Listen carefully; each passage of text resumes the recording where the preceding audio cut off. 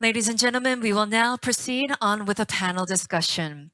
Now, for this panel discussion, we'll be focusing on the directions and challenges addressed in the keynote discussions.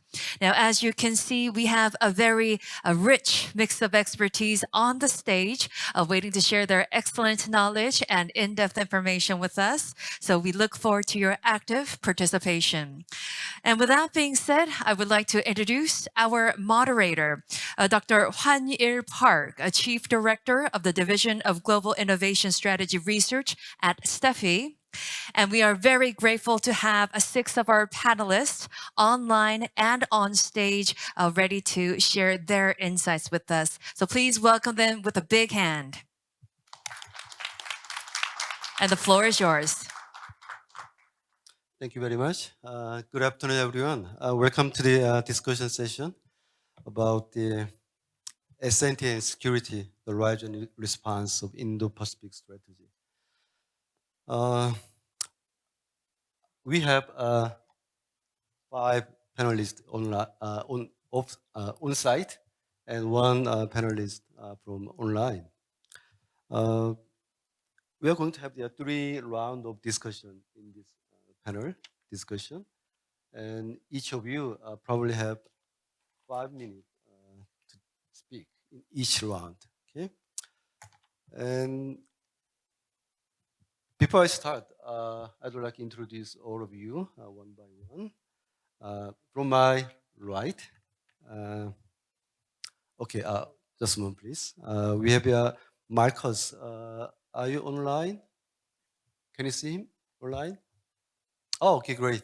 Yeah, okay, you're online. Okay, let me introduce Marcus Karlauskas first. He's the director of the Indo-Pacific Security Initiative, Atlantic Council. And to my right, Apia Akent, a researcher from Australian Strategic Policy Institute, and Igata Akira, professor of University of Tokyo. And to my left, Dr. Hyunjung Yu, research fellow, Institute for National Security Strategy, INSS, and Dr. Yongne Jo, research fellow from STEPI, and to my left, Dr. Kyunglim Lee, the director of Ministry of Science and ICT Korea. I really appreciate all of you for participation this panel discussion. Okay, without further ado, I'd like to start with the first round. My question is about the. Actually, we have the 3 presentations in previous session, very wonderful and distinguished presentations. I would like to recall the main theme of the presentations. Dr. Chiung Song first explained about the multilateral dialogue on critical and emerging technology and Indo-Pacific strategy. And he also emphasized about the importance of Indo-Pacific region. And he also shared several theoretical background. And he emphasized the importance of India as the key player of Indo-Pacific strategy. And Dr. Kyungmo Sung shared her current research topic about the science, technology, and national security, and the basic concept of national strategic technology information analysis system. And she also showed her some historical background about science, technology, and national security. And she showed us some example about traditional and non-traditional security, and with example of synthetic biology. And Ms. Julia Vu explained about the challenges about in cyberspace and Indo-Pacific. She showed the 3 layers of cybersecurity: physical, logical, and virtual.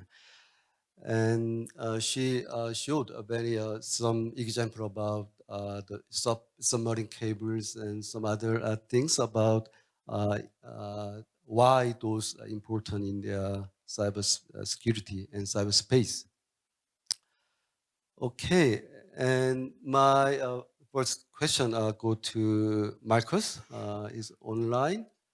I would like to ask all of you about your feedback and comment about the three presentations. You can share your insight about the presentations. Also, you can give some question to presenters. So after this comment from our panelists, the presenters may respond to the panelists for 1 or 2 minutes each. Okay, Marcus, I really welcome you and I really appreciate your participation. And I know you are logged from DC now, so it's very late evening or early morning. So I'm really sorry to make you awake. Okay, please share your idea about the three presentations. The floor is yours. Dr. Park, thank you so much. And thanks also to the whole STEPI team for this opportunity. I apologize that my schedule just didn't permit me to be there in person, but I'm glad I'm able to join you virtually. So I'm a strategist rather than a technologist by background, but the nexus between strategy and technology, particularly between defense technology and strategy, has been a focus for me over the course of several decades. And I want to emphasize before I make my comments, though, although I'm a former U.S. government official, my comments, of course, don't represent the U.S. government view or that of the Atlantic Council or any other organization. So I would like to primarily respond to Dr. Song's opening presentation as it begins at the level of strategy where I'm focused. And I'd like to offer a slightly different framing. And I thought those maps were very impressive, and the historical view, I think, is very important. But I want to emphasize that my view is the current state of affairs in the Indo-Pacific is a little bit different than how it's been framed as a bipolar strategic competition between the U.S. and China. It's not quite the same in the context of history as other imperial clashes that we may have seen, or even the Cold War, that portray the Indo-Pacific essentially as a battleground. But I don't really, again, think it's quite the same in the present day. And first of all, the challenge to a free and open Indo-Pacific that's coming from the Chinese Communist Party under Xi Jinping and its autocratic regime, its norm-breaking ideology. It's not really a traditional clash of imperial aspirations. It's becoming increasingly clear that Beijing is pursuing more than just the national interests of China, but it's pursuing a particularly aggressive agenda that's been set out by Xi Jinping and his supporters. A China that was still collectively ruled by top party officials, or it had maybe a Deng Xiaoping-like figure, would probably not be frequently violating norms and bullying its neighbors. And it certainly would be unlikely to be making common cause of Vladimir Putin's reckless aggression or the equally reckless nuclear ambitions and military threats of Kim Jong-un's North Korea. And so what we see now, I think, is Russia and North Korea are increasingly forming a bloc that's aligned with China, but they're completely reliant upon China economically and to at least some degree technologically due to their increasing isolation from the world.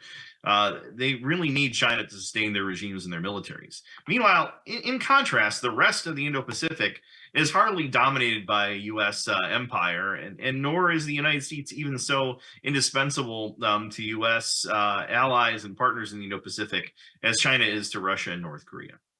Now, don't get me wrong, the U.S. Leadership in meeting the China challenge, it's key.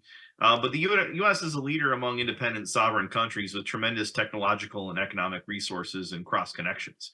So as a strategist, my view is that the U.S. is and should be fostering and encouraging economic and technological interchange between allies and partners, rather than expecting that such will have to either rely on or be directed by the United States in an imperial sort of manner. So with that in mind, I will tell you, I was particularly intrigued and impressed by Dr. Song's explanation of the complementarity between India and South Korea, and this concept that he laid out of pairing South Korea's advanced technologies with India's potential to produce at scale, for example. I think this is the strategic way forward. And I think, again, is a different paradigm of a clash of empires in the Indo-Pacific, and one that I think is particularly applicable to the rapid technological development that we're seeing in the region. So those are my thoughts. And the other two presentations I was also very impressed by. But I think, like I said, I'd like to lead off focusing on the first one because I think it's very helpful to address the strategic framing as we begin this conversation. Thank you very much. Thank you, Marcus. And next up here. Yes, no, thank you so much, Dr. Park. 여러분 안녕하십니까? 오늘은 호주의 시각으로 I would like to talk about the Indo-Pacific security, especially with a focus on critical technology. off by saying thank you so much for this invitation from STEPI for being here today. I came from Australia, and it's very fantastic to see in particular institutional links between Australia, in particular ASPI and STEPI, really growing in the science and technology policy space. Similar to Marcus, I'm going to focus my remarks actually on Dr. Cheong Song's presentation in particular. As you mentioned, Dr. Song, really highlighting this emphasis on India within the Indo-Pacific region, which is so important because we're not just looking at the Asia-Pacific, we're not just looking at Northeast Asia or Southeast Asia, but how do we bring in the Indian Ocean part of the Indo-Pacific in this conversation? And within this concept of bringing in India, we've really seen in the past few years in particular, increased multilateral engagement with India through the Quad in particular. We saw that initially the Quad was created as a mechanism to bring together the 4 countries in the region to respond to humanitarian aid and disaster relief in the aftermath of the 2004 Boxing Day tsunami. But over time, the Quad has really evolved into a key security mechanism, especially since 2017 with the revival of the Quad, and now we have Quad leadership summits, and bringing in India into that conversation as well as a country that is not aligned, that engages with Russia, with the US, with all these countries. It's so important to see it as a like-minded democracy in this multilateral format, and that also includes in the working groups of the Quad, such as the Critical and Emerging Technologies working group as well. And also in a bilateral sense as well, we see US and India engaging closely. We see as well Australia and India engaging as well very closely, especially in the last few years since 2020. And I just thought I'd provide a bit more context around what is happening between Australia and India bilaterally, more broadly, as well as specifically in critical and emerging technologies. So last year, Prime Minister Modi came to Australia for a state visit. So despite the fact that the Quad Leaders Summit was ultimately cancelled last year, which was supposed to be held in Sydney, Prime Minister Modi still made the trek over to Australia and was able to have a very robust meeting with Albanese. And in particular, a key part of that relationship is the cyber and critical technology aspect of the India-Australia relationship. We have a cyber and critical technology partnership, which was signed between Australia and India in 2020. Also, there's an Australia-India Strategic Research Fund, which supports research collaboration in a range of areas for scientists from those 2 countries to collaborate on clean energy technology, ICT, nanotech, and a range of areas. But having said this, I think it's really important to acknowledge that while we do need to bring in counterparts within the region, we have to acknowledge that every country has its own idiosyncrasies and its own differences that we have to navigate in their relations. And that we have to know that the countries we are engaging with are doing so in a transparent and a very meaningful way. So sometimes that involves having frank conversations with our counterparts where there are points of contention and difference. So for example, when it comes to the Australia-India relationship, actually, earlier this year, the Australian Security Intelligence Organisation revealed that a network of Indian spies were active in Australia in 2020. And that network were actually successful in recruiting an Australian government security clearance holder who had access to sensitive details of defence technology. And those spies were also trying to gain classified information about Australia's trade relations. So definitely 100%, it is extremely important to diversify our relationships in the region, whether that's with Southeast Asia, with India, or with Northeast Asia.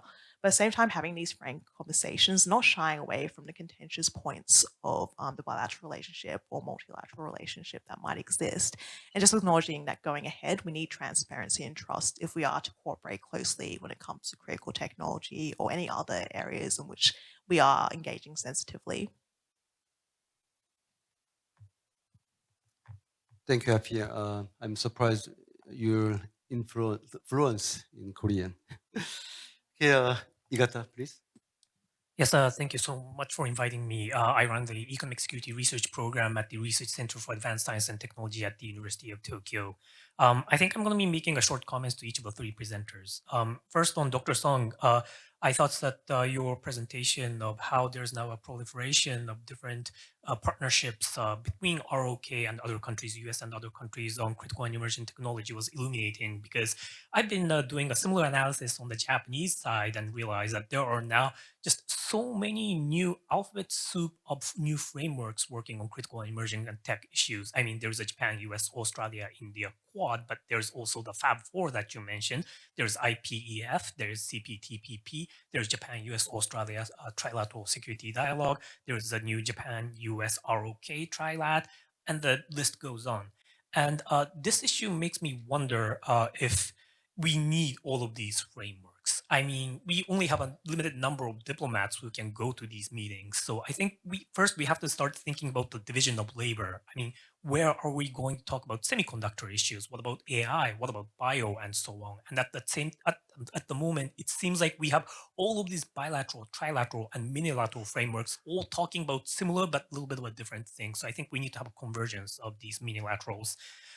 We also probably need to start thinking about what is the right state-firm relationship is in thinking about all of this coordination on critical and emerging technology issues. Because in a way, of course, you talked about how perhaps ROK and India should work on the, let's say, biopharma industry technologies, for example. But if that really made sense, then you don't really need the government telling the private sector to do this, right? If they think it's lucrative, the private sector should be able to do it themselves. Of course, because there are now security concerns and implications, there may be certain incentives that the government can use, but doing too much would probably be a bad idea. So once again, thinking about how much government intervention should we have in these critical emerging technologies, cooperation is probably necessary.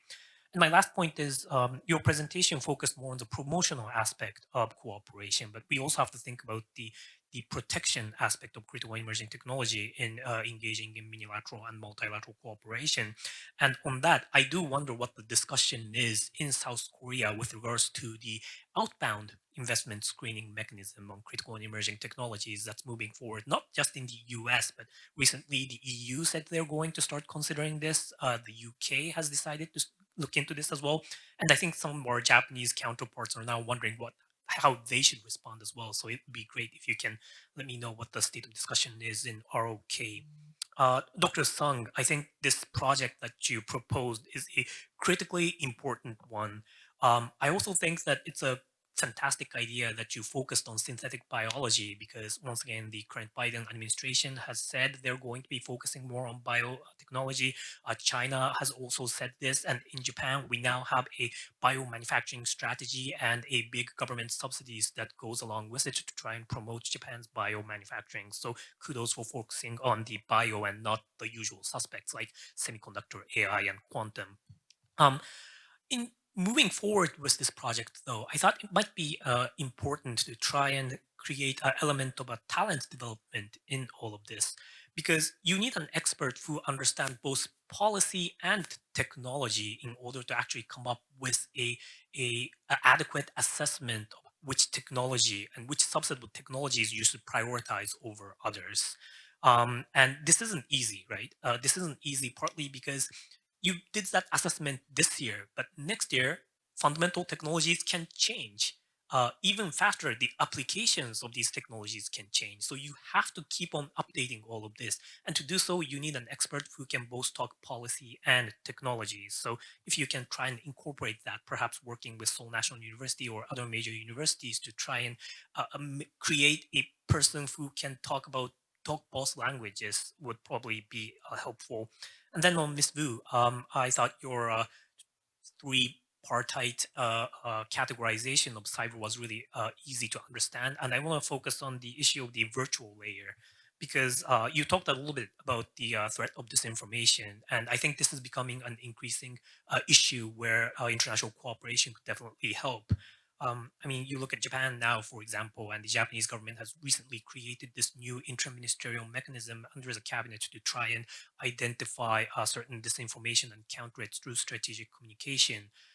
This is still relatively new, but looking at how the Japanese government has been countering some of the disinformation that's going on with regards to the Alps treated water from Fukushima, I think it's being effective to some extent. And I do wonder if there are any tech solutions, critical and emerging technology solutions to this rising threat of disinformation. For example, are there ways to identify this disinformation through text, audio, photos, and videos in a more automated and quick way? Or is there a way to minimize the spread of disinformation quickly so that we don't have to deal with this anymore? Or are there ways to try and automate the banning of bots just proliferate all of this disinformation? So yeah, if you could give us some ideas about how we can effectively counter disinformation through the use of critical and emerging technologies, then that would be fantastic. Thank you. Thank you, Higata. Okay, let's go to Hyunjung. Yeah, please. 네, 안녕하세요. Good afternoon. It's a great pleasure to be invited to this wonderful meeting today. I would like to talk about why the mini multilateralism in the region is expanding. I would like to talk about this from the perspective of international political studies. Like-minded countries engaging in minilateralism. By concept, there are two concepts here, like-mindedness and minilateralism. So I would like to talk about these two concepts, like-mindedness. So recently, this is becoming an increasingly important element, and that is because this is related to the shift in the crisis management paradigm in supply chain. We have gone through pandemic, Ukraine war, and strategic competition between the US and China, and this has led to severe disruption of the supply chain. So the countries around the world have felt this disruption on the supply chain, and countries around the world are trying to look for the ways to manage supply chain crisis in order to protect their sovereignty and economic security. And at the same time, we are going through paradigm shift around the world. Regarding supply chain crisis management, in the past, effectiveness was the most important factor. But as the uncertainties rise in the international order, reliability of supply chain is becoming an important element. So which countries can we rely on, and which countries' supply chain can we rely on for secure supply? And the decision factors in supply chain include security, transparency, and resilience. These are becoming important criteria, but recently, the most important criteria seems to be the like-mindedness of the country.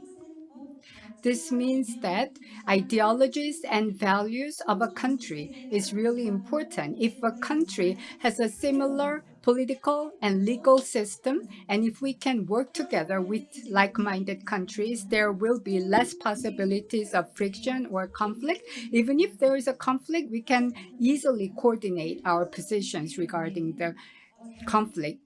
In the case of China, China has advanced technologies like facial recognition, CCTV, AI, and they will try to use this to monitor and control their citizens. And if China wants to weaponize its supply chain, we will inevitably suffer. And this will be increasingly difficult to resolve any consequences or resulting conflict with China. Therefore, it's important to collaborate with like-minded countries with whom we share similar values and ideologies. Next, I would like to talk about minilateralism. What is behind this expansion of minilateralism? In the past, we had WTO and the UN, but they had limits in resolving some of the global crises or challenges we are facing around the world now. For example, regarding the dual-use technology that can be used for military and civilian technology. And in order to deal with this, we have the Wesendars regime, and 42 member countries must agree unanimously to impose any sanctions.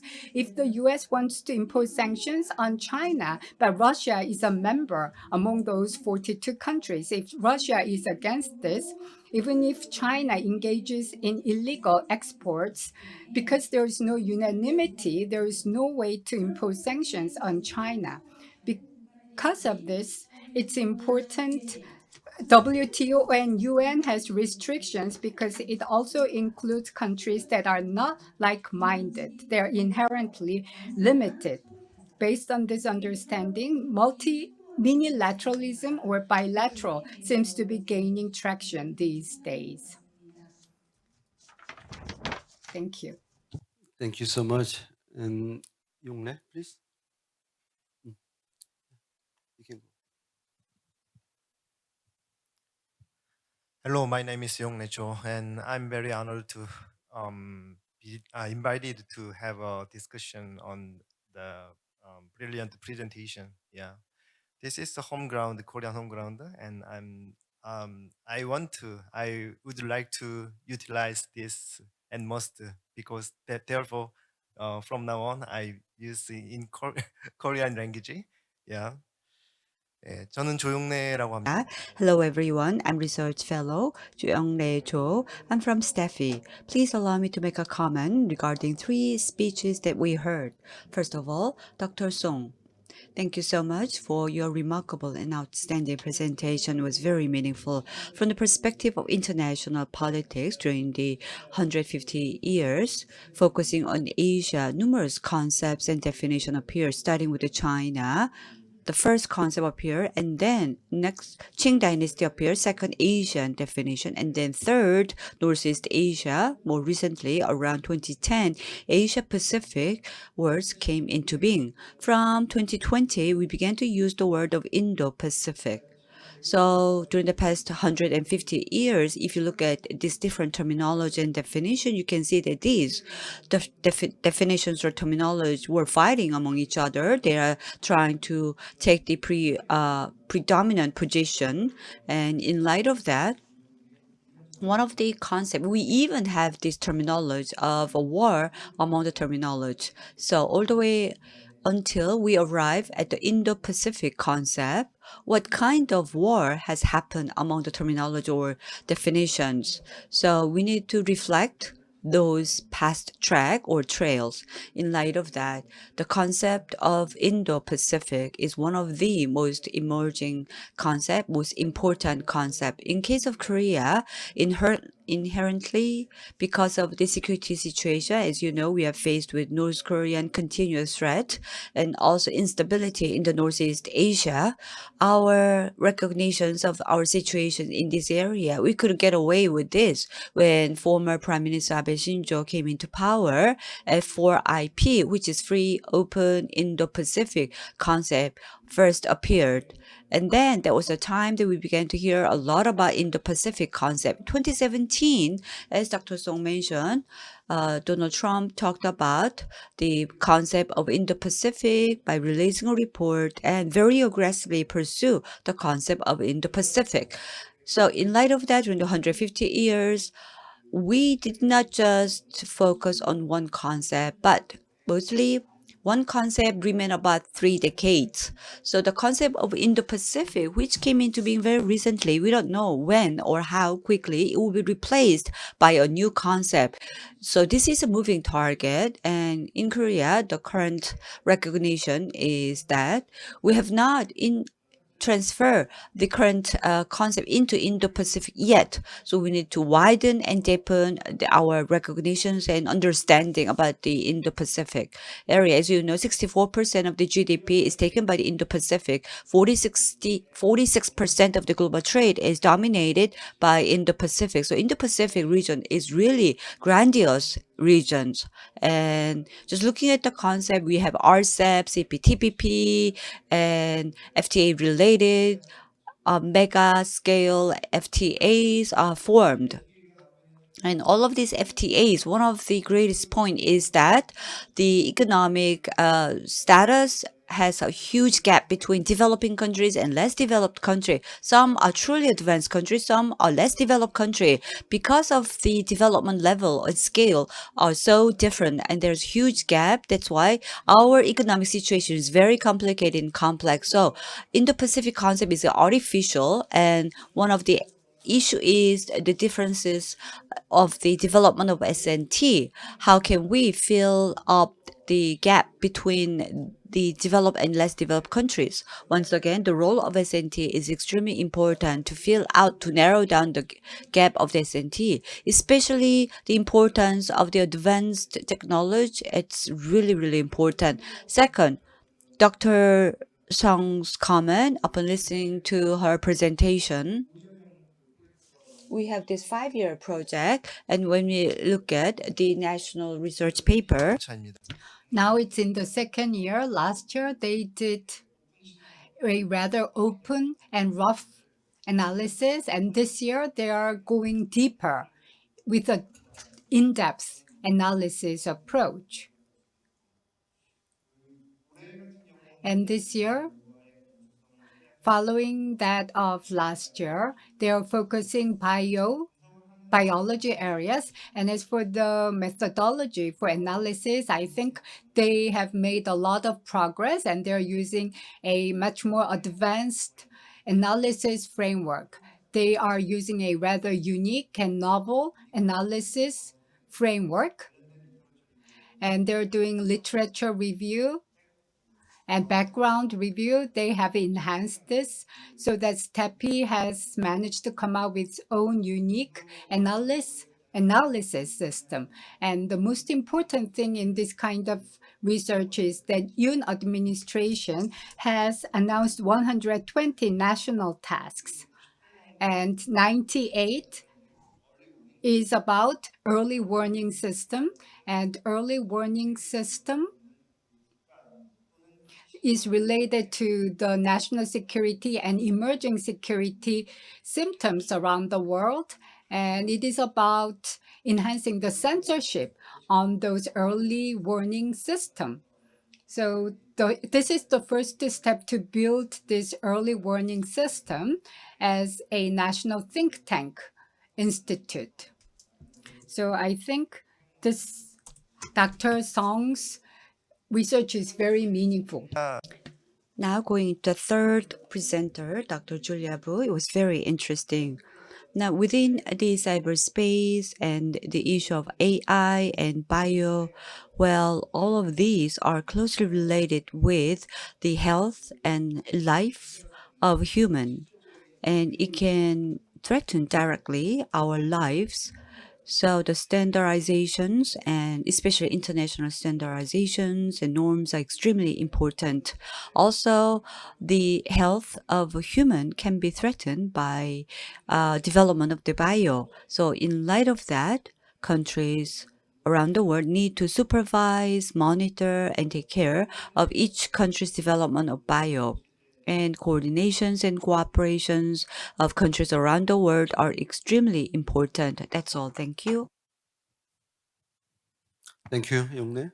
And Yongnim, please.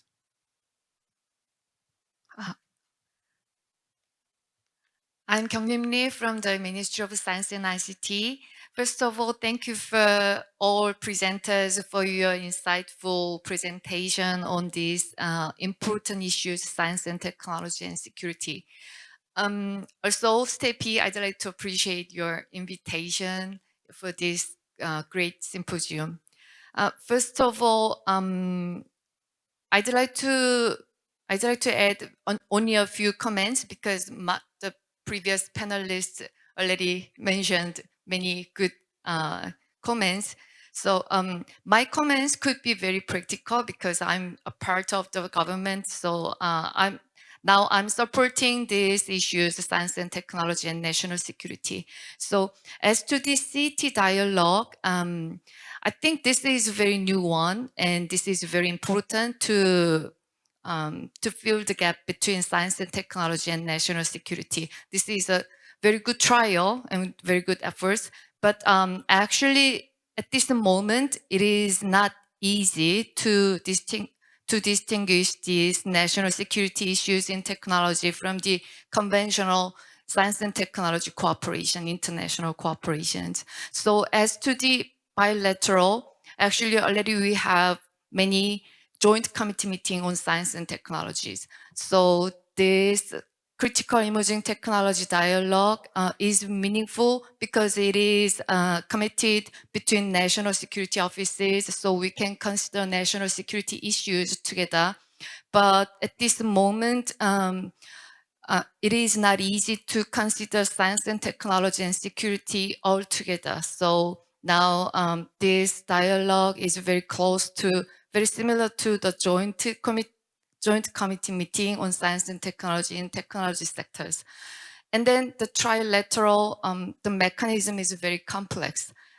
Usually all types of trilateral or multilateral, the mechanism is very complex. So in trilateral and multilateral dialogues, it is very important of the leadership of the participants. So at this moment, we need to develop this critical emerging technology dialogue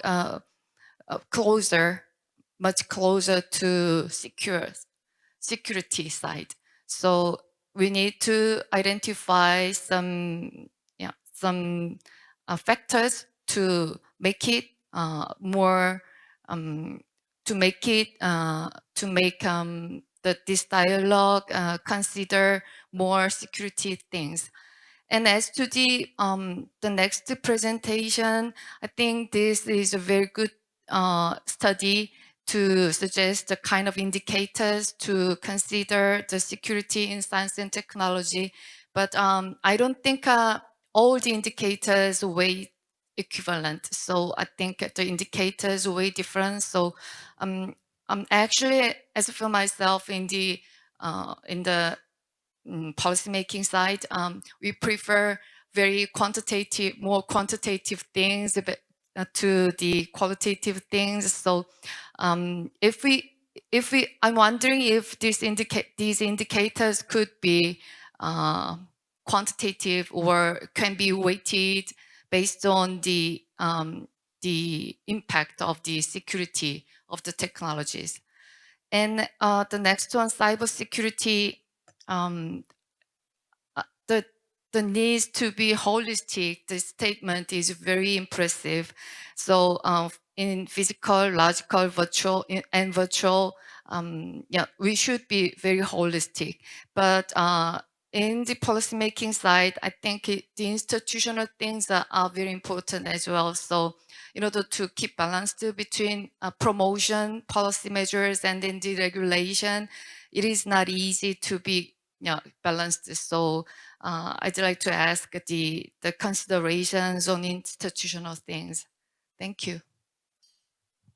Thank you, Kyungnim. Great. I'm so glad all the panelists already studied this presentation material, and you gave us very deep insight about the material, and also you discussed different perspective about many issues like the mini multilateral dialogue, and there are some background about that. Also, the value of India's about the cooperation, and also how the government's role to promote CET, and also the role of the technology, science, technology, and security. So many important comments from our panelists. So I'd like to ask our presenters to respond if you need, or okay. So Chiung, there are several comments from panelists about your presentation. Okay, so it doesn't have to be very long. Just a short response from the presenters.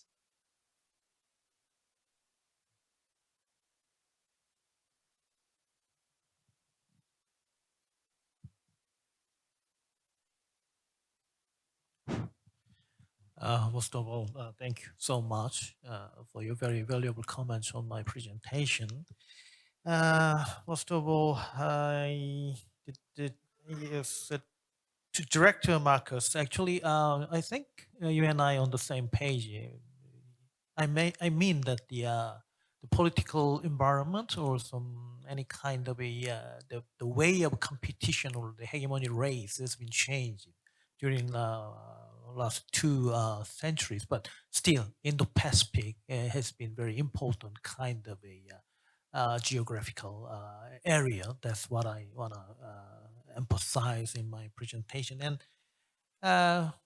Professor Ikata, you mentioned about the role of government, but I think you already suggested the answer: the promoter and the protector, right?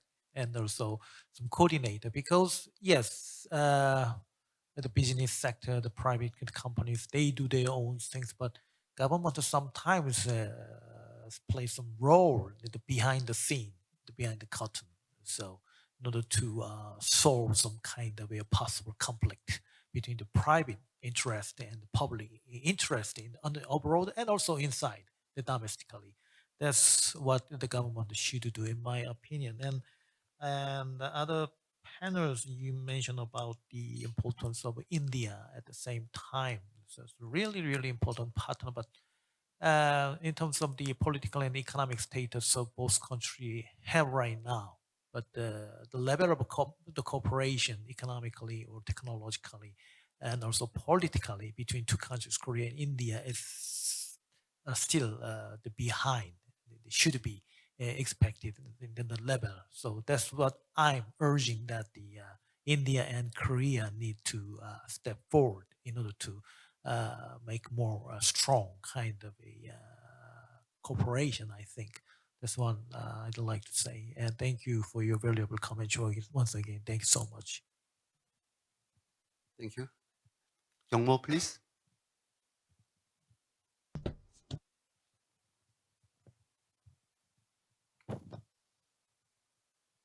저희 Thank you very much for your comments for my presentation. I would like to thank all the panelists.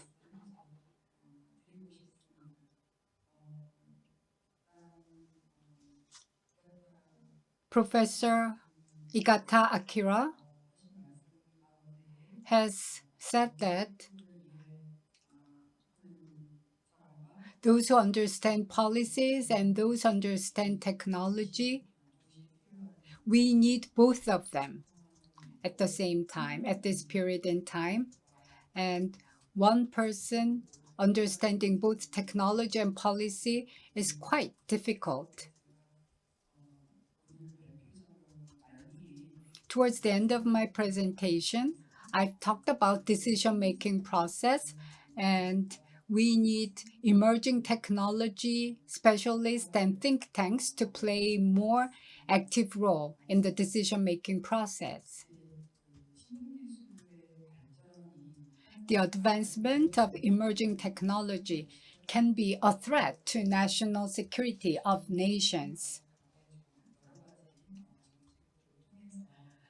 Through various policies in the past, the government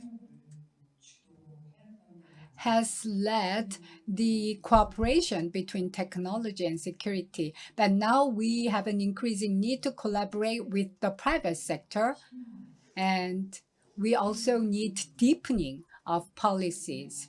This means that the cost of developing policies would be higher. Last year, I participated in Sydney Dialogue, and through ASPI, we talked about the role of think tanks and the government's investment, how important they are. That has been emphasized in ASPI. So in Korea, going forward, regarding emerging technology, I believe that this is going to go beyond the science technology field towards diplomacy, security, and political issues. The government and related experts and think tanks need to play more active role going forward. Thank you. Thank you, Youngmo. And Julia, please. Cool. Thank you. Hello. Yeah, thanks for your question, Agata. So yeah, there are technological solutions to identify, fake images and other kind of inauthentic behavior. I think the issue is like one is like technology being able to stay one step ahead of the adversary using the same technology.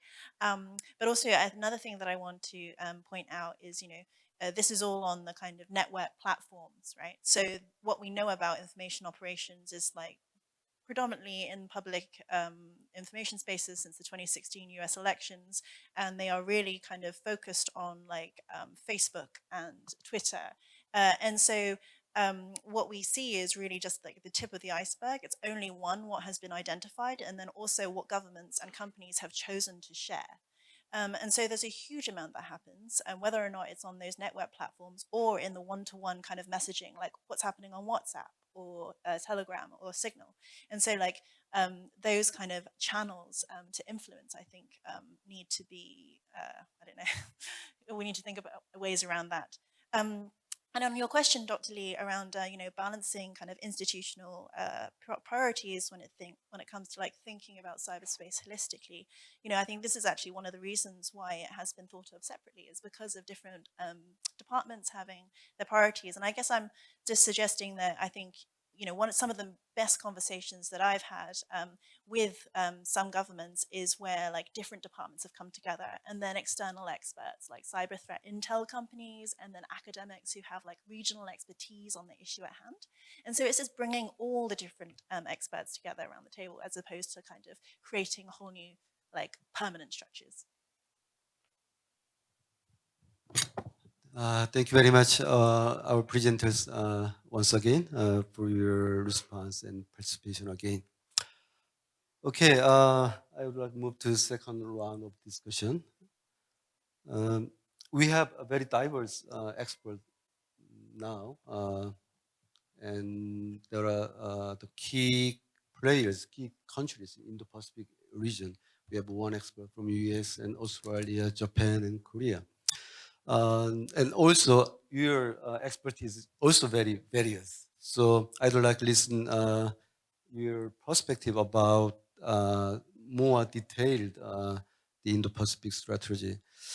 And there are various types of risk associated with security in Indo-Pacific region, such as political, economic, technological, and military aspect, and so on. And we are going to discuss about the security and technology issues in the region. Okay?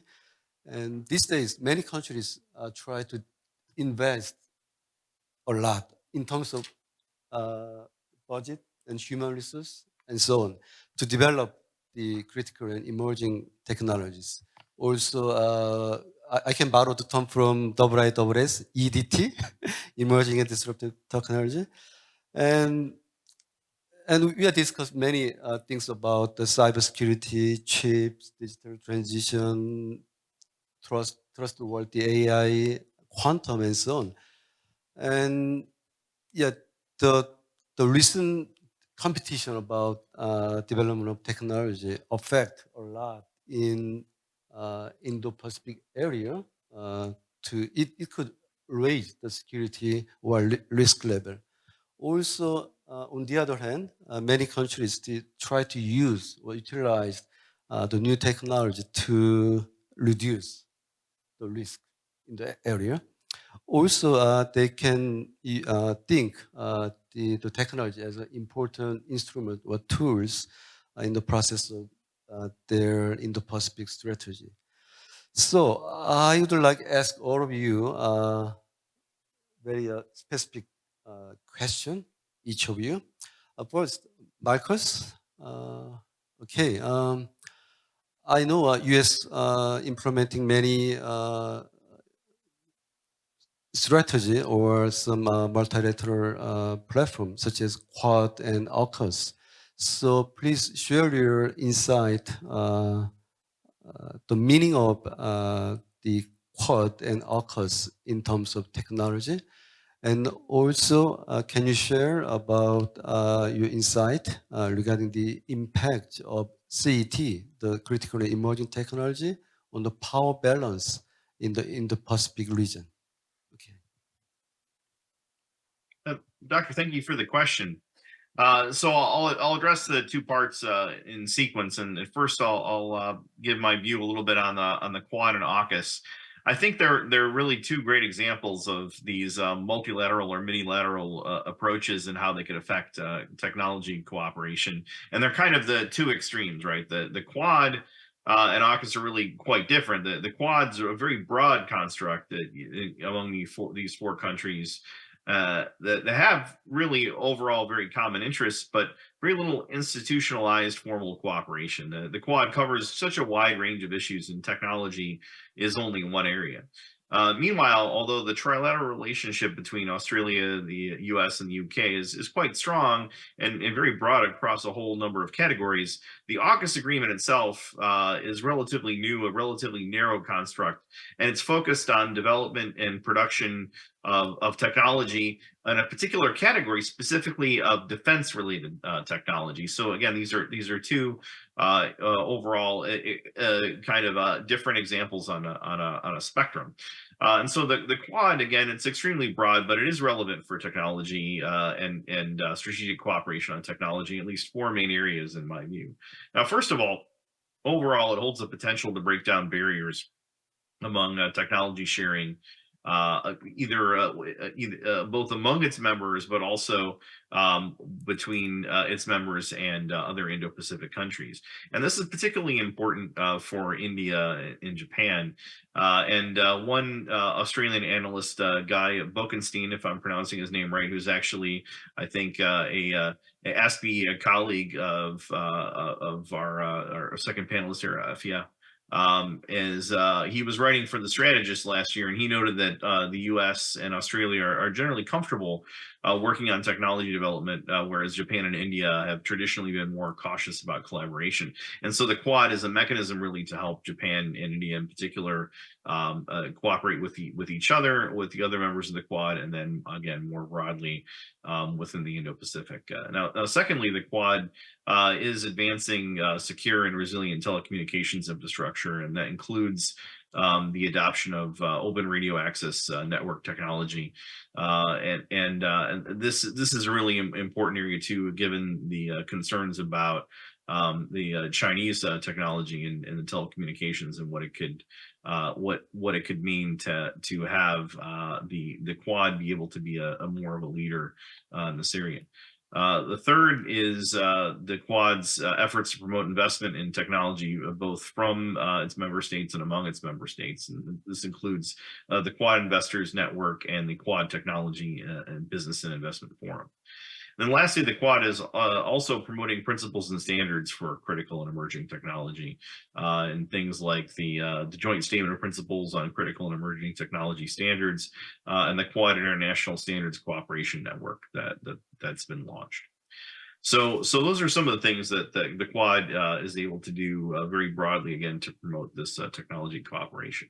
Now, AUKUS, meanwhile, is relatively narrow again in that it's really focused on researching, developing, producing, and fielding defense technology. And it's the pillar that it's most known for. What most people think of when you hear AUKUS is submarines.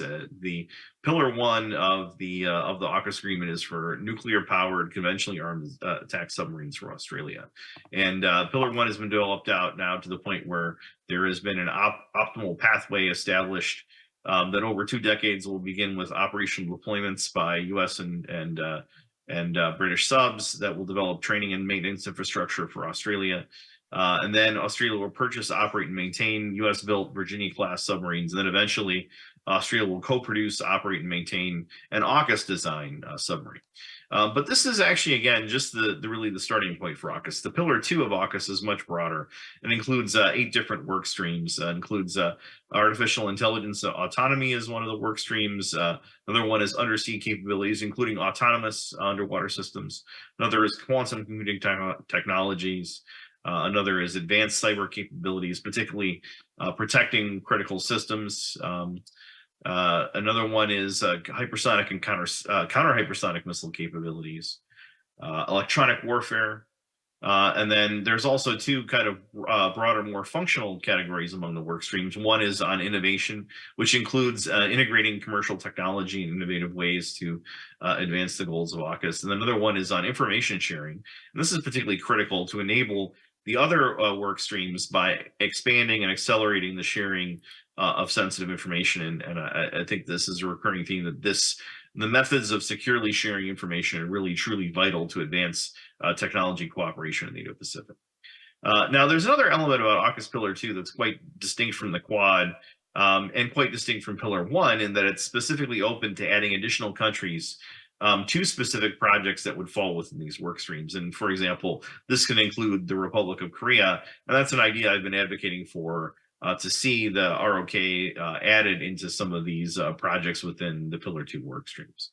So that was the first part of the question. And so just briefly, in the interest of time on the second, yes, I do absolutely assess that their critical emerging technologies will be absolutely pivotal in the balance of power in the Indo-Pacific. Now, I want to emphasize, though, this is not just the advanced technologies that provide both new and more impressive civil and military applications, but the maturing technologies that allow for more efficient and lower cost applications with rapid production and scale. Now, maintaining advantage on what some would call the bleeding edge, a place where there's often a lot of focus in the CET space, that's not enough. We have to ensure that such technologies are mature to the point where they can be more broadly adopted, fully reliable, and cost efficient. This is critical. And this applies from military elements like unmanned vehicles, advanced missiles that could be critical in deterring or fighting a conflict, as well as dual applicable technological developments such as quantum computing, artificial intelligence, and 3D printing technologies that could be key for both a non-military competition, but also in deterring or emerging victorious in conflict.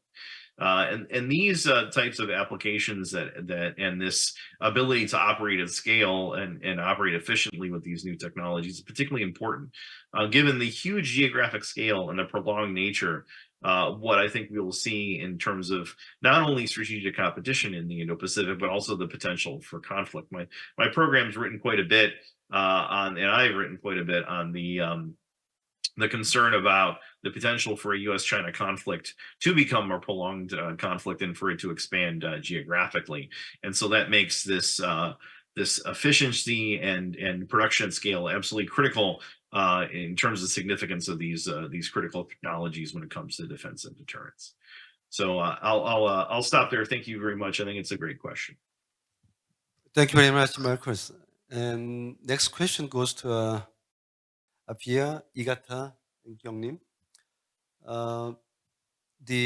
Each countries, Australia, Japan, and Korea, has some priority and the policy actions to enhance their strategic position and security in Indo-Pacific region. So, Apia, could you share your Australia's case for enhancing their position and security level in the Pacific region? No, definitely. Thanks so much, Dr. Park.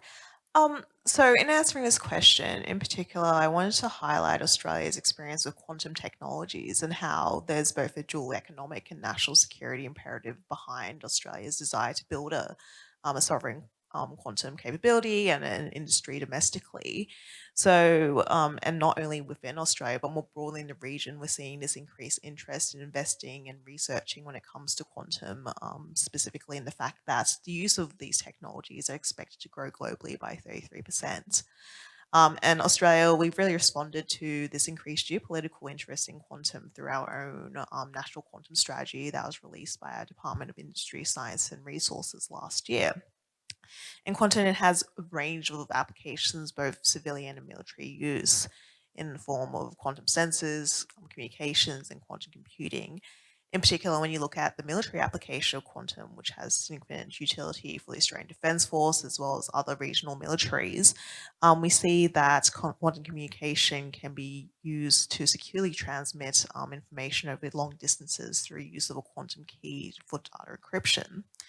But obviously, it's not just Australian like-minded partners like South Korea or Japan or UK, US cooperating and working on these technologies, but it's always also being used by adversaries like China, who's been heavily investing within quantum technologies, especially in the last 2 years. And you can really see when you look at the data in terms of high impact research outputs that China is really leading not only in quantum technologies, but a range of all these other critical technologies when it comes to their universities and research institutions who are putting in funding and investment and workforce into these areas. And as Marcus has already identified, we see that quantum is one of the advanced capabilities that's being prioritized under AUKUS Pillar 2, along with a whole other range of capabilities such as hypersonics and AI. And we also see that there's the US, ROK, Japan trilateral, which has critical technologies, and in particular quantum as well, being prioritized. So we see this really important imperative that when it comes to critical technologies such as quantum, that Australia is also taking note. And the fact that we did release our first ever quantum strategy was very much in response to that. But I think for Australia, as a middle power with limited military and economic power, one of the issues that we have when it comes to using critical technologies and building these resilient technologies domestically is the fact that we're very strong on research on a lot of technologies, but when it comes to commercialization in particular, this is an area that Australia really struggles with. So when you look at 30 years ago, for example, Australian universities were some of the few universities in the world that offered postgraduate qualifications in quantum physics. And we would have a lot of funding in our centres of excellences in Australia, where the Australian Research Council would provide funding to scientists and to workforce to research into areas such as quantum. But the real issue that's highlighted within Australia's quantum strategy is the fact that not only do we need to be strong on research, but commercialization as well. And how do we then capitalize on what's happening within the university sector and then bring that into the market? So that's where I really see that cooperating with like-minded partners like South Korea, who does very well in commercialization of a range of technologies and has a range of conglomerates and a very active private industry when it comes to technologies, that there's real scope for cooperation in terms of Australia learning from the advantage from the example of other countries within the region. And also associated with it for Australia, another national security related challenge is the issue around workforce as well, where as part of research, we attract talent to study at universities. But when it comes to what happens to that workforce when they finish university and they go overseas, and they might be attracted to other countries, and that talent then exits Australia. So how do we create a workforce that not only wants to be trained in Australia, but also stays, and that there is that retention piece as well? And definitely, in terms of Australia's quantum strategy as well, we see that even though we do have this roadmap and a range of recommendations about how we can build our critical technology in terms of quantum and other forms of technology domestically, we need more private and public sector funding to actually implement that to reality. And that's one of the real gaps within it. So definitely for Australia, the fact that quantum technologies is being prioritized, it's not only just on the domestic sense, but then how can we learn from regional counterparts like the US, like Japan, like Korea, when it comes to their experiences? Because it's a technology being increasingly enhanced by a range of partners and also by adversaries. So working together and seeing where we can really benefit in a range of technologies, including quantum. Thank you. And Igata, Japan's case, please.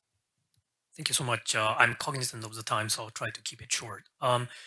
Very quickly, Japanese government has been engaging in various new policy actions in order to try and increase or strengthen our critical and emerging technology development for the last couple of years. I think the most prominent one is the new law that Japan has passed called ESPA, ESPA, or the Economic Security Promotion Act.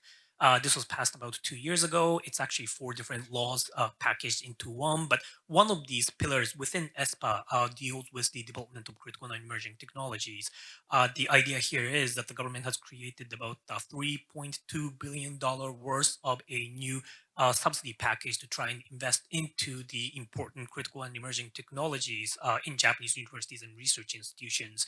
And they've identified different domains like the cyber domain, maritime domain, space, biotechnology, and so on.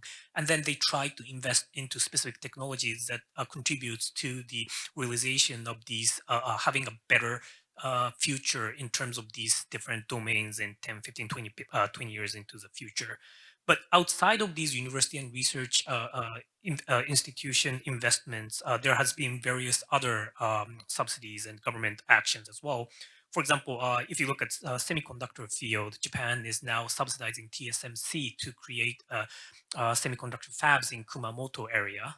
They're also working with Taiwanese university to engage in talent development of young Japanese interested in working in semiconductor hardware field. You go all the way to the north to Hokkaido, and now the Japanese government is again funding Rapidus, which is trying to create the next generation semiconductor chips, and they're working with IBM and IMEC and other countries in US and EU for their development. AI, our Canadian colleagues have talked a little bit about the AI Institute in Canada, but Japan has recently created our own AI Institute as well, and they're now engaging in various unilateral collaboration. Quantum, this has also been mentioned by our American colleagues before on Japan-US ROK talent development funded by IBM to try and create 40,000 quantum experts in the next 10, 15 years, I've thought. I have to double check on the numbers, but the project is there.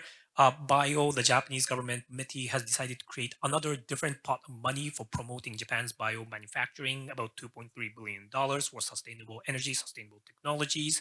And then lastly, since Marcus mentioned the importance of unilateral cooperation on information or intelligence sharing, Japan has just passed about 2-3 weeks ago a new law on economic security, information security clearance. And this would probably facilitate the coordination on information sharing on somewhat of a sensitive technology issues, whether it's through Quad or AUKUS. And hopefully this would help in breaking down the barriers for increasing information sharing to increase critical and emerging technology cooperation. Thank you. Igata. Kyungnim, please share Korean. Yeah, I'd like to share the efforts of the Korean government to promote the science and technology policy actions in these areas.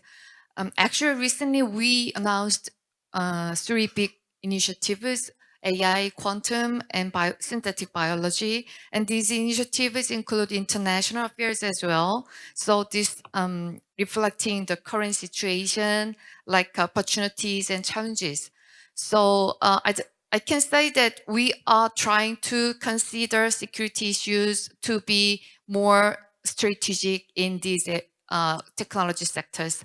However, because of the nature of science is openness, so it is not easy for us to identify kind of policy measures to enhance the strategic positions in these specific technology sectors. However, we are trying to learn the nature of the the impact on security of the technology. So actually in the past, we've focused on efficiency only. So we promoted all types of international cooperation in science and technology. However, now because of this security issue, we promote the cooperation between like-minded countries. But also we are considering the openness of basic research as well, the creativeness as well. So it is not easy, but we are now trying to understand the nature of the technology as well as the impact of the technology on security issues. So in parallel with this, the efforts of the learning, also we are trying to enhance the government-to-government dialogue channels in science and technology to enhance the cooperation between like-minded countries. That's all. Okay, thank you, Kyungnim. I really appreciate Apia Igata Kyungnim for sharing each country's the policy direction on technology development about the Indo-Pacific region. And Hyunjung, I know you have been research area about China for a long time. So I'd like to listen from your perspective, how the China view on the Indo-Pacific strategy. And you don't have to represent China, but you are supposed to show your insight, your idea, please.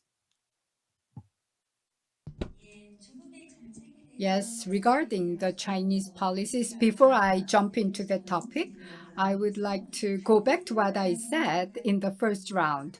The like-minded countries, Quad, AUKUS, these mechanisms are increasing, and the US is leading these dialogue and mechanisms. The Indo-Pacific Order, led by the United States, what kind of mechanism is it evolving into? What are the characteristics of these mechanisms? I think we need to talk about this.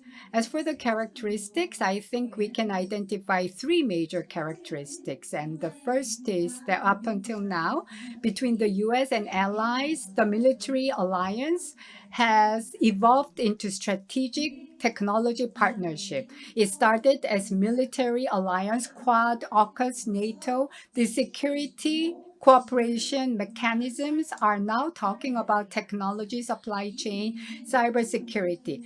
From the international political science view, security, technology, and securities are all interrelated to national security. So the military alliance led by the United States is going beyond military area to other technology and economy area. And these mechanisms are growing in size and they're becoming more complex in terms of cooperation. The previous panelists have mentioned Quad Plus is open to Korea, and in the same context, these collaborative mechanisms continue to grow in size, and NATO has summit meetings, but it also invites Australia, Japan, and Korea.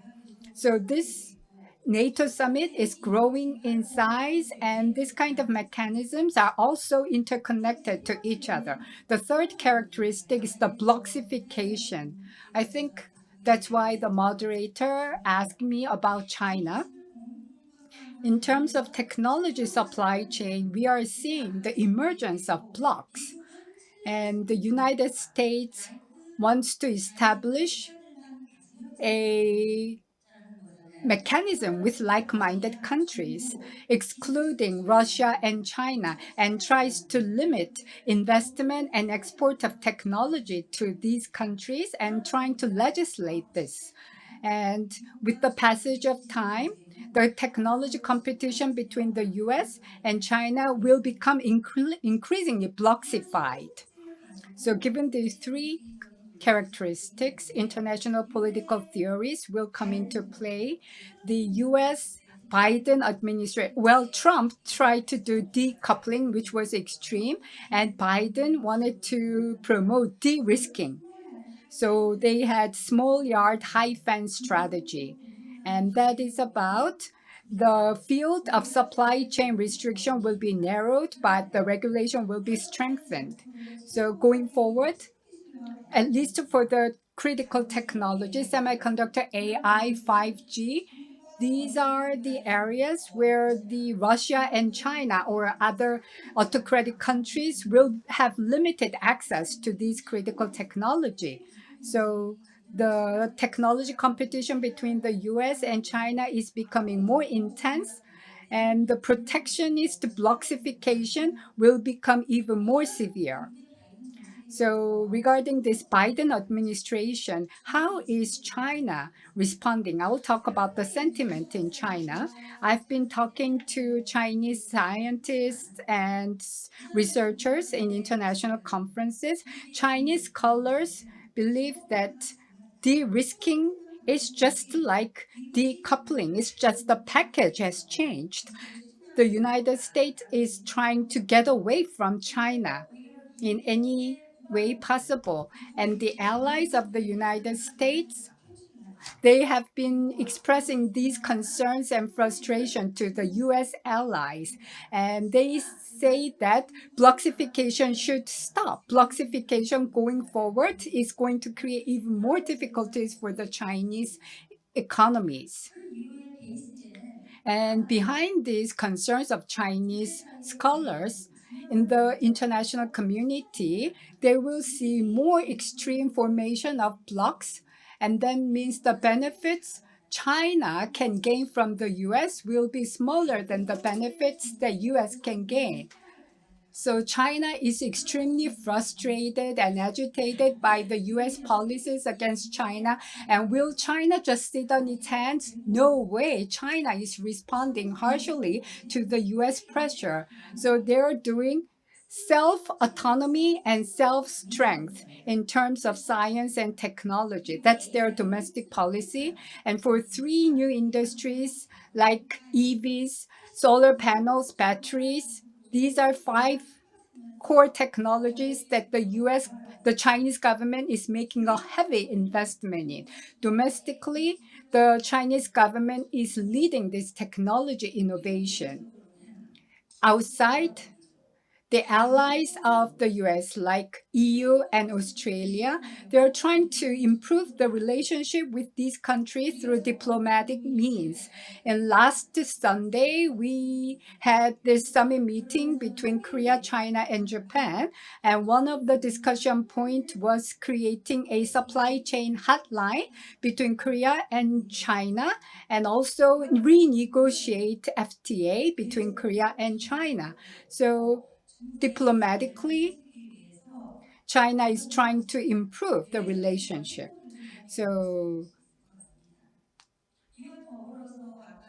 along this line, in the previous screen, we saw one belt, one road strategy and plus AI.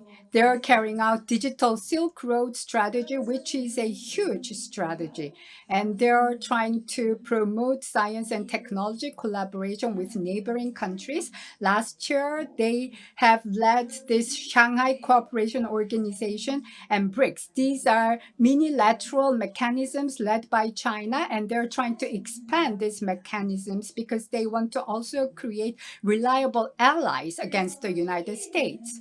So at first, this competition between the US and China will focus on low levels like tariff, economy, and trade. But now we are concerned about higher levels in science and technology. It's tantamount to science and technology war. And then it will evolve into, will it be autocracy or democracy? So the competition, the horizon and sphere of competition between the 2 superpowers will expand going beyond existing horizon. And this will create a chain reaction. So it will also create a series of conflicts interrelated. In that regard, China is equally formidable in its response.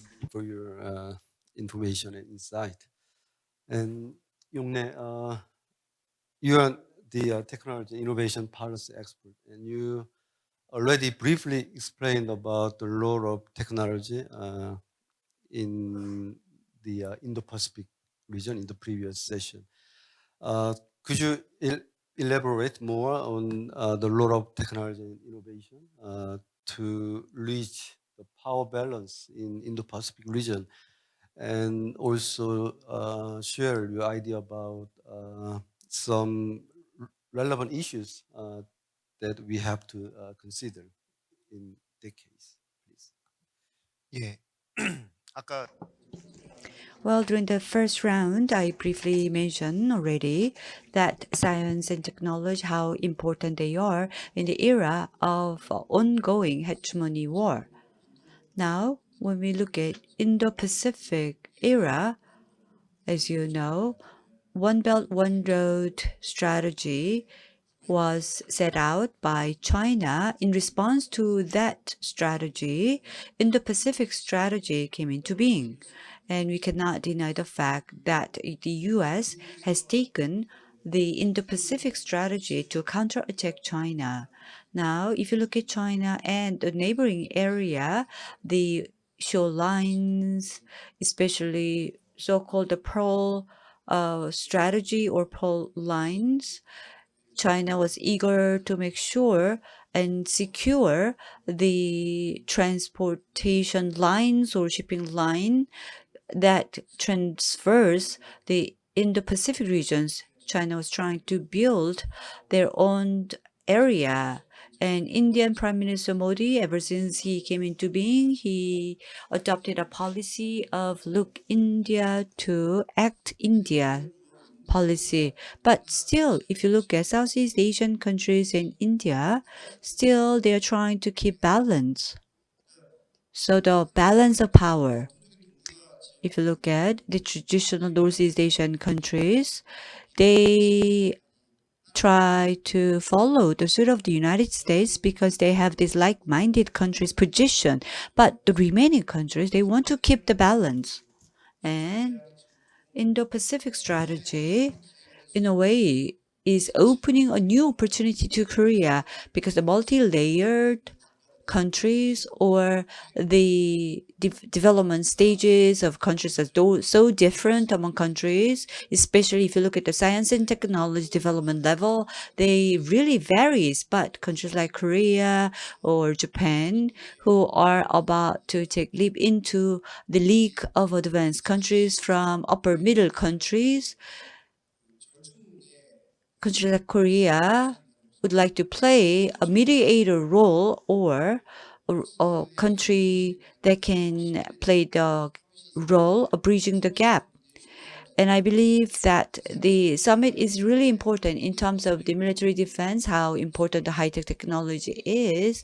That is why Japan and Korea were invited to the AUKUS and Quad meeting. So once again, what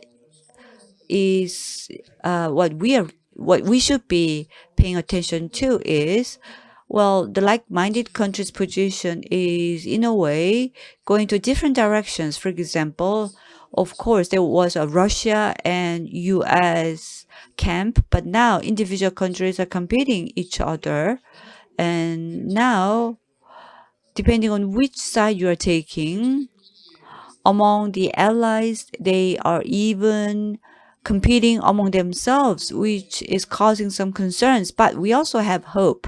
The trilateral meetings between Korea, Japan, and China was held a few days ago. And as Dr. Yu mentioned, we discussed about the topic. And India, as I mentioned before, really is eager to keep balance among countries, and other countries cherish the value and would like to keep the balance. So in a way, countries like Korea or Japan and also Australia, the three countries, if we collaborate and cooperate in the advanced countries, but internally, if we compete among each other, definitely that's the trend for the time being. But there are also the birth of the consultative bodies or framework. If you look at the transformation that is ongoing, once again, the technological hegemony that is going on. On top of that, there is another aspect that we can witness. So I guess we can be optimistic in a way. There are not only negative things, but also positive things. Of course, we should be realistic when we look at international politics, but there are a lot of rosy pictures that we can draw, like AUKUS meetings or Korea, Japan, China, trilateral country summit meeting, which are very significant. That's all. Thank you.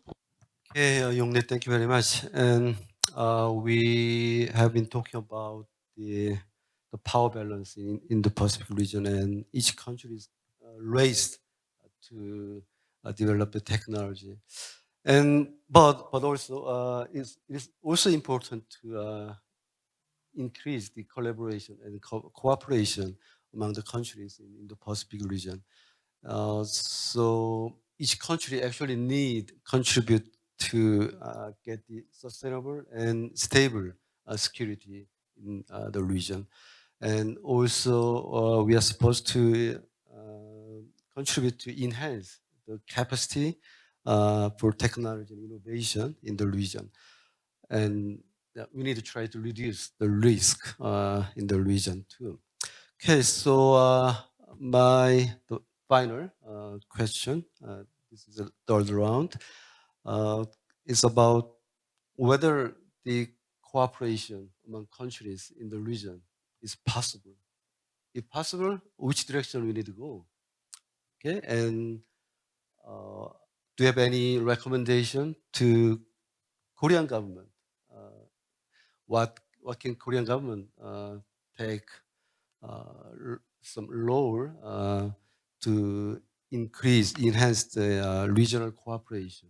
Okay, and my last question goes to Kyungnim first, because Kyungnim needs leave early. So okay, please take your floor. Actually, the direction of cooperation among the countries in Indo-Pacific areas, actually, we are trying to cooperate all the like-minded countries in every types of technology sectors. So, yeah, in the science and technology sectors, the top-down policy does not work well because the scientists, they prefer to cooperate in a bottom-up way. So they need to find mutual benefits in science research areas. So they need to find the topics. Yeah. So the government side, we try to promote every type of the cooperation in science and technology sectors with the like-minded countries, especially in the Indo-Pacific areas. Yeah, so that's the answer of my first question. And the second question, I'd like to listen to the other panelists' opinions. Okay, thank you. I expect the other panelists give some ideas about the Korean government's role. Okay, and Marcus, yes, please. Can you share your idea about the direction of cooperation and some recommendation to Korean government? Absolutely. Yeah. Thank you very much for the question. And I think my answer is sort of interrelated. I think most broadly, I think on the direction of cooperation, really the key is going to be to enable improved and more secure collaboration and cooperation, to enable the sharing of information in a way that it's not going to be compromised, is really critical. And I take the point, and I think it was Dr. Lee that made it, about the nature of scientific research being about openness and free exchange of information. But in practical terms, as you're looking at the nature of the strategic competition that's going on, and the nature of the countries involved, this has to be enabled within a safe and secure space. And so my strongest recommendation to the South Korean government is really related to technology security. So it's already in one of the 9 pillars of South Korea's Indo-Pacific strategy to build economic security networks, and that includes an early warning system and resilient supply chains of key industries and items. But that's not enough. It's vital to advance efforts to protect intellectual property and technological developments, while still, as I mentioned, enabling the collaboration and exchange of ideas that are vital to enable innovation and really the successful cooperation between like-minded countries on such technological development. Now, these measures are really vital for 2 overall reasons. Now, first of all, there's a serious threat, as both Julia Vu and Afia mentioned.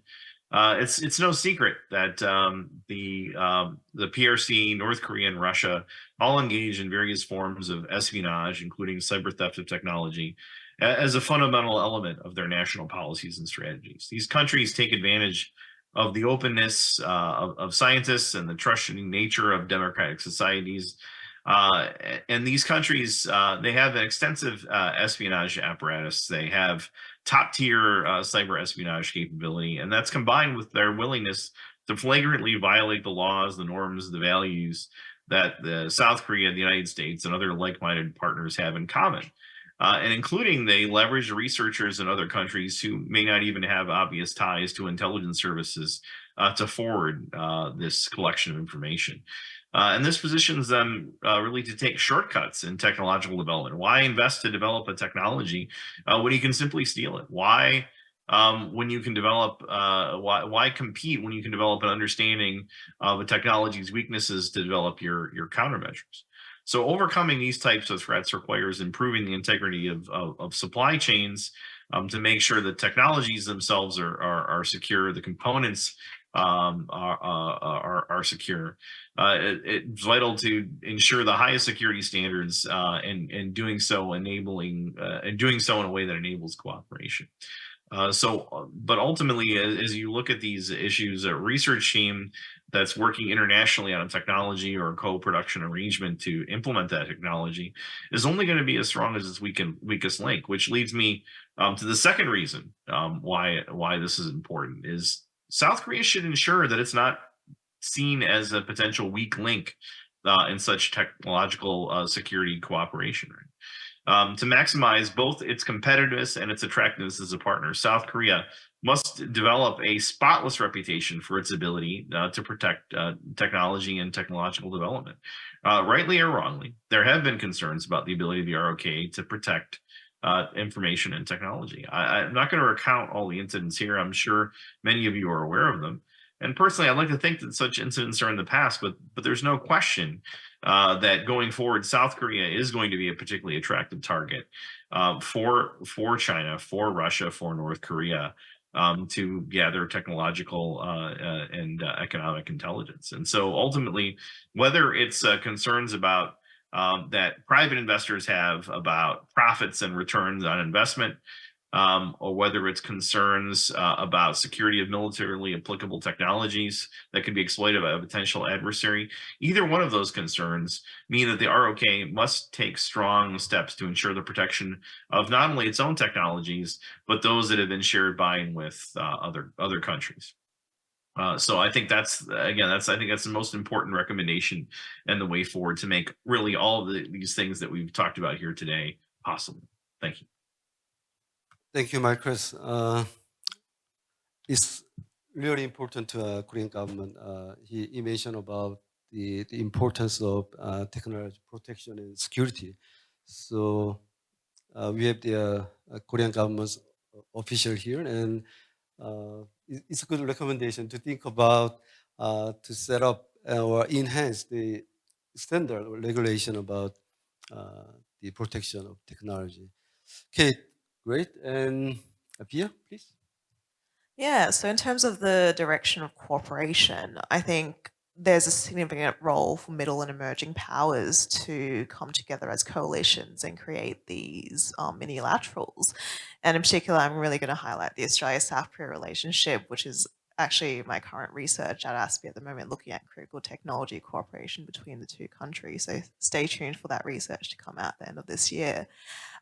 So in terms of Australia, though, aside from the US, Australia is the only country in the world to have a 2+2 defense and foreign ministers meeting with South Korea, which was held quite recently at the beginning of May in Melbourne.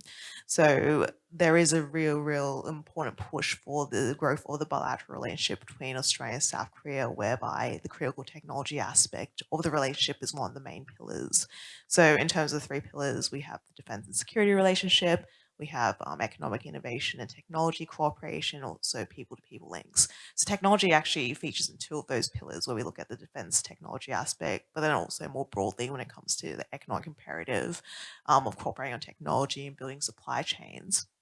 And in particular, when you look at critical technology cooperation, there's an MOU as well between Australia and South Korea when it comes to cooperation on critical technology and cyber, which was signed in 2021. So, and as we also heard earlier on today from Councillor Katz from the Canadian Embassy, Canada is also another country within the region that has an Indo-Pacific strategy and is increasingly building its own way forward in the region, including within technology. So we don't necessarily always have to be cooperating with great powers like the US, but there is a role for other countries, whether that is Australia, South Korea, Canada. We can create our own unilaterals and bilaterals and engage in these tech areas. In terms of my recommendations for the Korean government when it comes to cooperation, in particular, I wanted to highlight a range of technologies in which Australia and South Korea should be looking at. So as middle powers with limited economic military power, we can't obviously be focusing on a list of 8 technologies that the Australian government wants to all be focusing on. But we really need to identify which are the most critical technologies to be prioritizing and looking what advantages each country has in those technologies, because it might be that one country does well in one part of the supply chain and then the other country does well in another aspect of the supply chain. As I've already briefly talked about, quantum is quite an important capability that the Australian government is looking at, both from the civilian perspective, but also when you look at AUKUS Pillar 2 as well. And quantum is also being prioritized by South Korea as well. And we also see the US, Japan, Korean trilateral prioritizing quantum. And as I also mentioned, what South Korea does really well is commercialization of these technologies, which Australia doesn't really have a very strong innovation ecosystem when it comes to a lot of these technologies, including quantum. So I think it's about bringing together Australia's advantage when it comes to research, but then combining it with commercialization and other areas in which South Korea can really benefit from providing that expertise. And I think the other area that I'd really want to recommend to the Korean government is on the potential of Australia and South Korea to be focusing on collaboration in space and satellite technologies. So Korea does very well when it comes to satellite technology, having launched its first commercial satellite in 2022, and a range of Korean institutions like KAIST, such as at the Satellite Technology and Research Center, are doing very well when it comes to satellites and space technology innovation. But despite having already strong research and R&D on technology, Australia also has a lot to offer in this area. We don't necessarily have a sovereign space capability, but what Australia does have is very advantageous geography. So especially in our Northern Australian region, in the event of a potential war in the Indo-Pacific, the forward deployment of capabilities and also of personnel from Northern Australia, such as Northern Territory, that could be a very real possibility. So for Australia, we are at the doorsteps of Southeast Asia and the broader region. So we do have a geography that's very critical in the event of conflict. And that's one that the US and like-minded allies and partners can utilize within conflict. So when it comes to an area such as space and satellite technology, it's about South Korea being able to bring in that research advantage and then working with Australia, for example, to develop a joint space launch capability that is able to use and able to test and build those capabilities within Northern Australia, so that there is a way to cooperate using that geography and also using South Korea's advantage in technology. So that's just 2 technologies that I would really recommend the Korean government to, in particular to focus on when it comes to Australia-South Korea cooperation.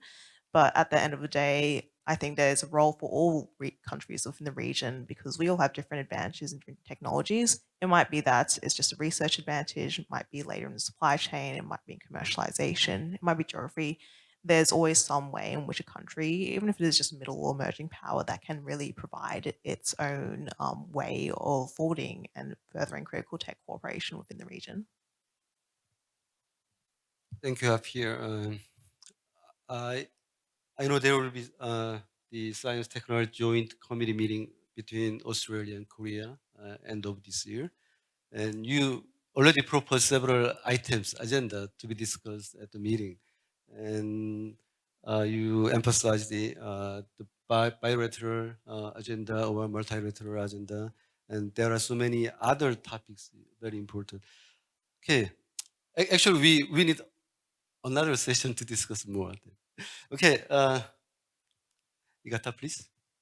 course. So in terms of the overall direction of cooperation, I think it's really important to identify which areas we're going to cooperate, because it's easy to say, let's have more cooperation, right? Cooperate on AI, bio, semiconductors, quantum, anything and everything. But the truth is that we can't cooperate on everything. Not all cooperation is effective, because we need to have some areas of healthy competition in order to have innovation. So really identify which area we cooperate, where we coordinate, and where we leave healthy competition is probably important. In terms of recommendation, very quickly, three tangible recommendations.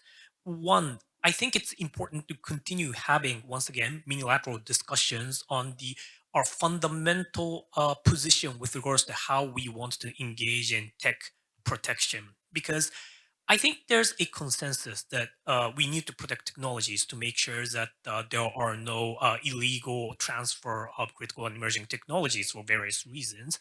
But some countries among the like-minded countries, I believe, are going even a step further. And to be more direct, I think that the US is even going further by saying, not only do we want to protect our technology, we also want to slow down technologies in certain other countries, because technological advancement is all relative, right? Either we can run faster or we can make the other opponent slower. Of course, what I have in mind, and I've been alluding to this a little bit in my previous remarks, is the issue of outbound investment screening. Maybe 3 or 4 years ago, we would have all thought that trying to limit our investment into other countries, I mean, that's way too much government intervention into the activities of the market.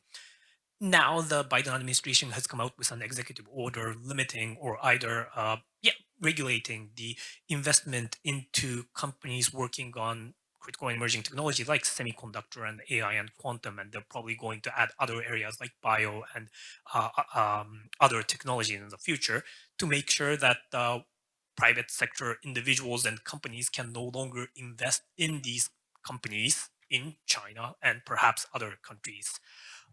There are good military security reasons why this might be a good idea. There's probably a good reason from the economic perspective. There's probably another good perspective from the human rights values perspective as well.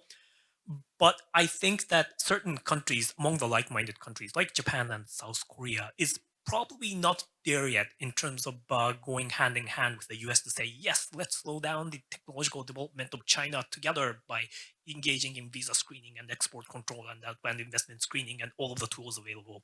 So I think it's important that now, given the fact that US is still trying to decide how far and wide this regulation is going to be, for Japan, South Korea, Australia, perhaps EU and UK to start discussions on how much we're willing to do this. But we have to kind of create a red line to say, from our perspective, going over this red line might be too much.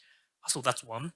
Second, since the issue of early warning system, EWS, has been mentioned by a couple of different people, when I heard of the idea of EWS first, I was really impressed because I thought it was a fantastic idea. And unless I'm missing something, I think South Korean government was one of the first actors to openly say we're going to be doing this for supply chain resilience, which I thought was great. But then if you really think about how this would function, it's a little bit difficult, right? Because these kind of proprietary information about supply chain disruptions can be easily monetized by the private sector. I mean, if I knew that there was going to be a supply chain disruption on certain materials in 1 month, then I'll just buy up all of the available materials. And when the disruption occurs, I'll just pay what I've stocked in the very expensively and I'll get lots of money. Why would I share this important information with others, right? So I think trying to make this EWS effective and work is probably going to be a little bit difficult, but if you can make it happen, then that would be in the interest of all the different like-minded countries. Last point, going back to this STEPI project, trying to measure which critical and emerging technologies to prioritize and to subsidize.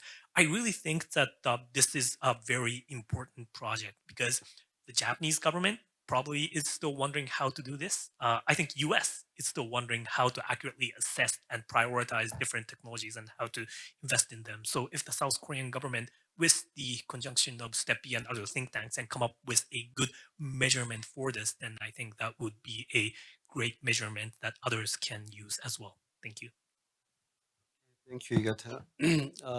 I really appreciate your recommendation to government levels cooperation among Japan and Korea. I wish we could open the window of opportunity to the enhanced cooperation between the two countries. And also, thank you for recommendation to our STEPI's project. Okay, Hyunjung and Yongne, I'm really sorry. Please restrict your comment less than 2 minutes. Okay. 네, 저는 이제 I'm working on a policy research institute. So I've talked about my perspective of the competition between the US and China, and I have to admit that I have learned a lot today. And most of your recommendation is going to be very helpful for us to formulate our national policy. I would like to talk about two things. Depending on the US-China competition, we'll see rise or drop in international tension. And the level of tension between the two countries, I think we need to gather together and talk about the level of tension between the two superpowers. In the past, we thought that we need to rely on China for economy, rely on the US for security. But this discourse is something that needs to be reviewed further. I think we need to gather together among like-minded countries to talk about economy. Last but not least, I would like to talk about Russian and Chinese risk. And we will be seeing more blockification in technology supply chain.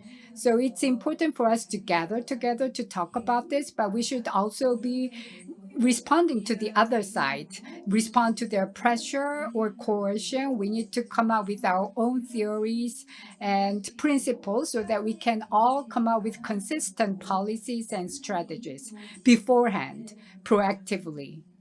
Thank you. 2분 마쳤습니까? Was it less than 2 minutes? Yeah, 2 minutes. Well, when a new government is launched, usually they try to establish the national task, and those national tasks become one of the most important directions for the government. And for a research institute like STEPI, we regard that as a research project. EWRS has been mentioned, early warning system, repeatedly, but in order to realize EWRS, we need to have a driving force, which is the Emerging Security Council. And of course, this Emerging Security Council is included within the government task to be carried out. But to do that, once again, we need a certain mechanism to realize the new Security Council. So frankly speaking, the trilateral summit among China, Korea, Japan is so significant. Why? Because we also had a bilateral summit between Korea, Japan, or Korea, China, or Japan, China. Especially, one of the most important agenda that has been discussed is about venture fund.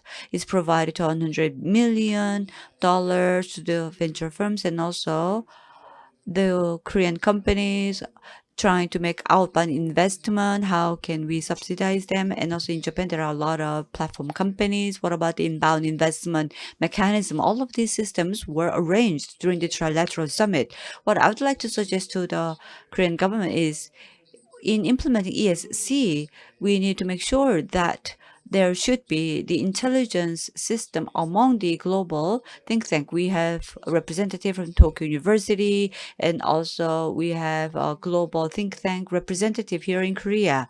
And we need to make sure to work with them.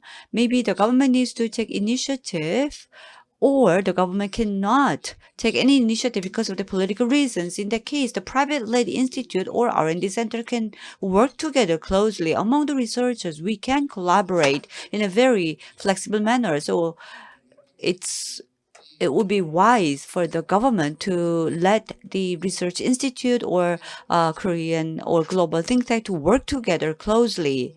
In light of that, I believe we need to launch a global think tank network within ESC. We need to establish that, and the new Security Council should not be for Korea alone, but rather it should be a global think tank where everyone can work together. And maybe I can give a name: Global TNT Think Tank. Think Tank Network. So TNT is the name that I have given. So we live in the era that no one can predict the future. Anything can happen, and now's the time to exchange global intelligence. So as a early warning system, this think tank can work. We spent almost 2 hours to discuss this very important but critical issue. Actually, I have to wrap up now, but I don't think I need to wrap it up because you already suggest very valuable comment insight to our audience. So actually, I failed to reach the mission of the moderator. I failed to manage the time. We already passed our time. Okay, Marcus, Afia, Igata, Kyungnim, Hyunjung, and Yongne. I really appreciate your participation today's discussion, and especially Marcus. I really appreciate you stay still in awake. Thank you very much. Okay, why don't give them a big round of applause. Thank you very much. For skillfully facilitating today's discussion, and panelists for sharing your thought-provoking insights with us. Thank you very much. Another big round of applause, please. And now, ladies and gentlemen, this comes to the end of the 2024 STEPI Global Symposium. On behalf of STEPI, I would like to extend a very heartfelt gratitude to all of our participants who have joined us virtually and in person, making today's symposium very fruitful and informative. Thank you for investing your time with us, and we look forward to presenting an even exciting lineup in the near future. Thank you very much, and we wish you safe journeys back home. Thank you.